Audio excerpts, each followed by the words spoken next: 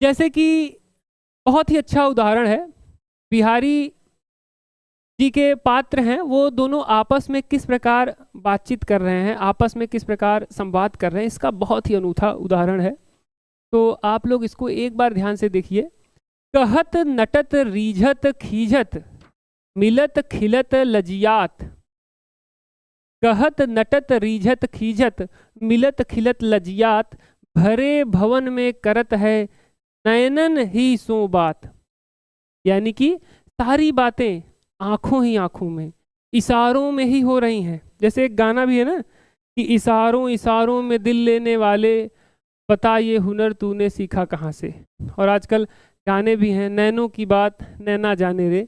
यानी कि आंखों के माध्यम से भी हम संवाद स्थापित करते हैं। उसका बहुत ही अनूठा उदाहरण बिहारी जी के दोहे आप देखिए।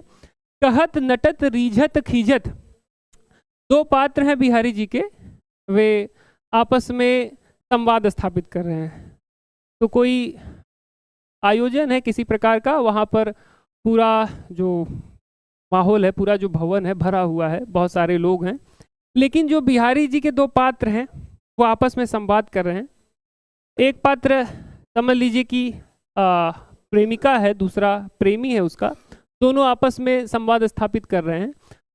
कहत नटत रीझत खीझत, यानी कि आंखों ही आंखों में वो कह रहा है, और आंखों में ही मान लीजिए सामने वाला उसको बाहर चलने के लिए, मिलने के लिए प्रेरित कर रहा हो, कह रहा हो, तो वो किस प्रकार से आंखों से ही कह रहा है। कहत नटत, नटत मतलब सामने वाला इनकार कर रहा है, नाटक कर रहा है।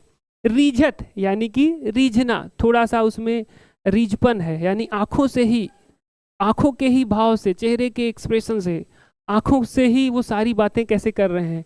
खीझत, सामने वाला, जब आपको कोई बार बार, आप किसी बात को मना कर रहे हैं और सामने वाला बार बार आपको किसी कार्य के लिए प्रेरित कर रहा है, तो आप में एक खींच आना स्वाभाविक है। तो वो समझ लीजिए कि प्रेमी अपनी प्रेमिका को क्या कर रहा है, बार बार कह रहा है कुछ, और वो खींच रही है। मिलत खिलत लजियात, आंख मिल रही हैं, आंखें खिल रही हैं और आंखें शर्मा रही हैं। आंखें मिल रही हैं, आंखें खिल भी रही हैं एक दूसरे को देखकर, और शर्मा भी रही हैं। भरे भवन में करत हैं नैनन ही सो बात। नैनन ही सो बात यानी कि पूरा भवन भरा हुआ है, और नैनन मतलब आंखों से, आंखों से ही सारी बातें हो रही हैं। ये दोहा जो है बहुत ही अनूठा उदाहरण है।